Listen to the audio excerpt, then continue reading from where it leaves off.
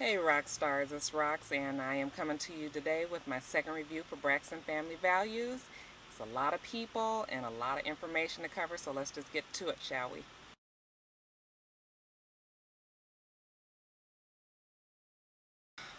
Okay, so the show starts off with evidently the girls get together often and cook together. Like a little family bonding experience, and they're all together minus the mom, and they're talking. And Trina, who is, if you guys remember from last week, is the alcoholic. They Trina explains that she received a DUI a few days ago, and they're all just real shocked about it, but not really, because evidently Trina's been going down this downhill ever since she's been having some problems in her relationship. Later on in the show, Trina is, you find out that Trina has her own band. Now, she is a backup singer for Toni Braxton, but she also has her own band. So they decide to go and be supportive, because I don't know if this was being supportive or not, but they go to one of her rehearsals. So they get to the rehearsal, and Toni admits that she's got a really good band, and she's there, and all of a sudden Trina is in the background singing. And everybody was like, what? Girl, why are you singing back up in your own band? When the rehearsal was over, or when they got a break, and they all kind of pounced on her, so you can kind of see the dynamics of all this sisterhood. Okay, so Trina must be the one that they like to kind of bully into doing whatever they want to do, because they're all, telling her, which made sense, like, you shouldn't be singing back up, and you already a backup singer. What the hell you singing back up over here too, and this is your own group? I was really understanding what they were saying, but it was the way that they were presenting themselves to her, and she got frustrated. Like I would have got frustrated too, because she probably is not able to communicate with such strong personalities, and so she was just kind of over it. She was like, kicked them out, and that was it. Later on in the episode, and they're just saying how they feel like Trina's been going downhill ever since there's some relationship problems, but they don't really know exactly what. And so they decide that they're going to go to talk to her husband, Gabe. And the mom tries to tell him, like, you really shouldn't do that. That's her business. That's her life. And I just don't want her to feel like she's being ganged up on. But, Tamar, who's very strong-willed, and Toni, who seems like she cares, but Toni just was kind of being quiet. But Tamar was like, oh no, we going over there. Now they go over to see the husband, Gabe, who looks like old bootleg Elder Barge, and he lets him in, which was like the very first mistake, because I don't give a damn how wrong I am in my marriage. I know good and damn well that my spouse's family is not fixing to come over to my house and question me on what I did or didn't, may have or may not have done, and vice versa. And it ain't my family's business to go and find out what's going on in my relationship, in my marriage. It's just like, where do y'all come off? So the first mistake was him letting them in, and it just ends bad. Tamar and him get into an argument, and it's just was no way that this was going to turn out well.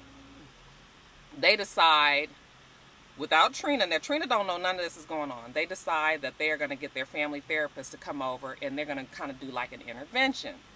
So when Trina comes over to the mom's house later on in the episodes, and she realizes that the doctor's there, and she realizes that they are there to talk about her problems, then she's defensive.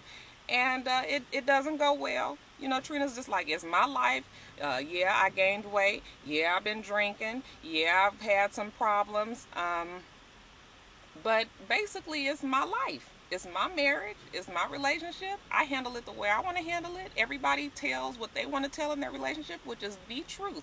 Behind closed doors, it could be all kind of mayhem, and you just don't know. So she was. I felt her.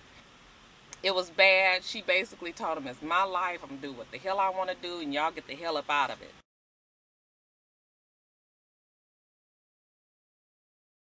Okay, so Tawanda's situation is, now Tawanda's married, and I know that it's been all in the news and all on the blogs and all on the talk show circus that she is in an open marriage, but I understand an open marriage to mean that you are still actively married and you and your husband have opened your sex lives up to other couples or to other people. but you are still actively married. That means you are still having sex with your husband, and you are still, you know, quote unquote, in a good place in your marriage.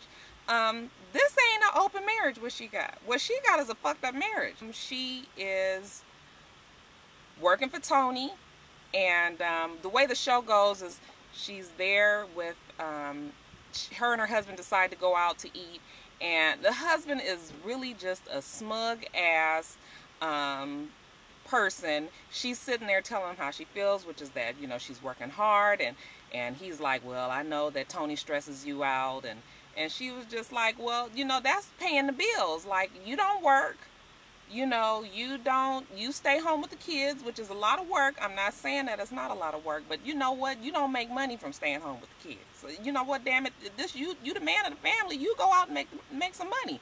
You ain't got to make the most money. You got to make some money, okay? And I write, and I got 2 books that I've written, and you don't get paid for a book. You can write all the books you want. Somebody got to buy them. Okay, and that's exactly why I go to work every day. He doesn't really seem like he is even concerned about her feelings. She's telling him, you know, that she's unhappy. And the whole time, Brother Man is sitting there. When he reached his hand up across the table and was trying to eat some of that food, I'd have been like, get back! And I stabbed his ass with the fork. But anyway. So we already know we ain't gonna like him. So throughout the show, she is basically just talking about how unhappy she is. He doesn't seem like he is going to make any moves. So by the end of the show, she has decided that she is going to separate from the husband. And nobody likes to see marriages end, but I think that was probably going to be the best decision for her. Okay?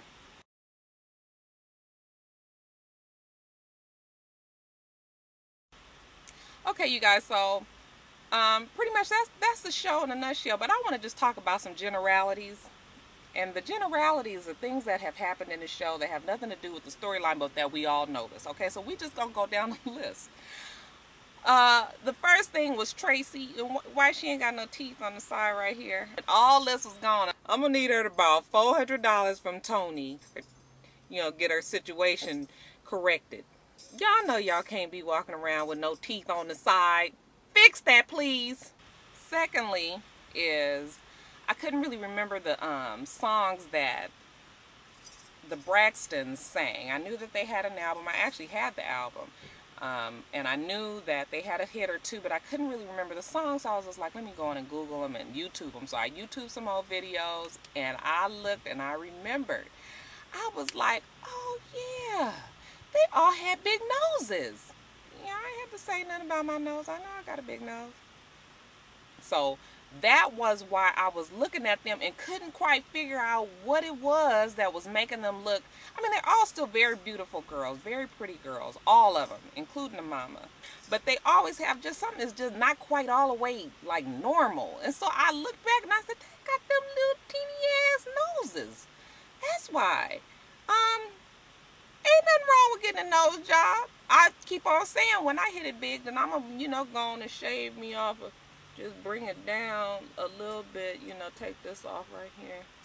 You see that right there? Them noses is too small, y'all. You know, our faces is built for all the features that's on it. So when you go tinkering with stuff that's on your face, you need to still make sure that it matches. So when you get this little teeny tiny nose, well, you got to remember that you still got all this face and all these eyes. And that is why they kind of got just a little bit of the old space alien Martian. Just a little. Don't get me wrong, they all still pretty, but it's just a little bit of the old Close Encounters of the Third Kind going on here. Okay, y'all, and lastly, I had to leave this for last.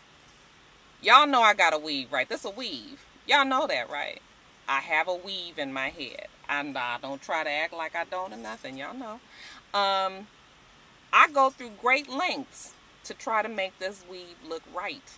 And I know it's good and bad hair days. Some days I love my hair. Some days I love it. Other days I feel like I kind of look like a cholo a little bit with my black and... But you know, it's like some days it's good and bad days. But on my days that I'm going to be on YouTube, I try to make sure that I look presentable. Okay? Because I know that It ain't but 15 of y'all watching, but I'll try to make myself presentable for the 15 that's watching.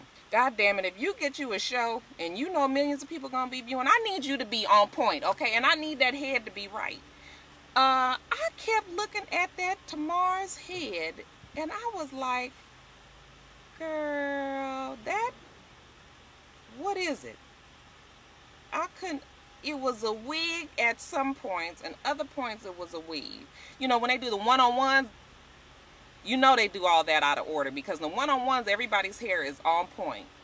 Boy, you catch them on the everyday, girl, there is a fine line of crossing over to being like LaToya Jackson, and you done did it, baby. You done made the jump. You are on the other side of that line. If she didn't look like LaToya Jackson, I don't know who did, with that little teeny tiny nose and great big old eyes, that long ass blonde extra silky hair. Like, they didn't have no relaxed texture hair. If you gonna be having hair like that, can it at least look like it grew at least almost like maybe you could have? Don't be coming up here with all this Marsha Brady. And that Tawanda, y'all, I'm telling you now, I was aggravated when I saw her hair, and she had to look like she put a whole bunch of curl activator in it and brushed it down and then made sure that it dried, and them ringlets, that was already pissing me off. But I'm gonna tell you what was the coup de grace, what made me just be over it. What I couldn't take was when she was in that kitchen and looked like somebody had then went and got a poodle and blew it out and stuck it right here on the side. Just right here, y'all. Just right here. Just brushed, blown out, blonde, poodle type stoop. It was wrong. It was wrong. I know y'all ain't got that much money, but you got enough money to make sure that shit is right. Did y'all see it? I know at one point when I looked at, I said, what the fuck? I'ma stop cussing him out, but that one deserved a what the fuck. Anyway, so that's it, you guys. I want you guys to make sure that you come back here every week. I'm going to be doing Braxton Family Values every week.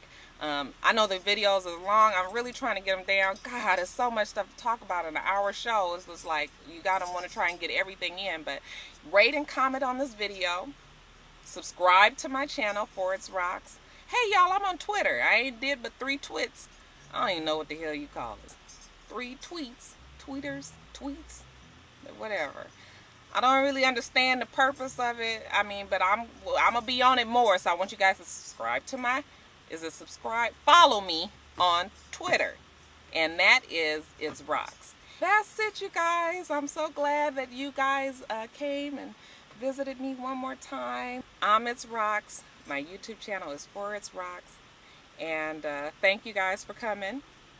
And you guys make sure that you have a wonderful, wonderful day, and I'm gonna do the same. Okay? Until next time, rock stars. Bye.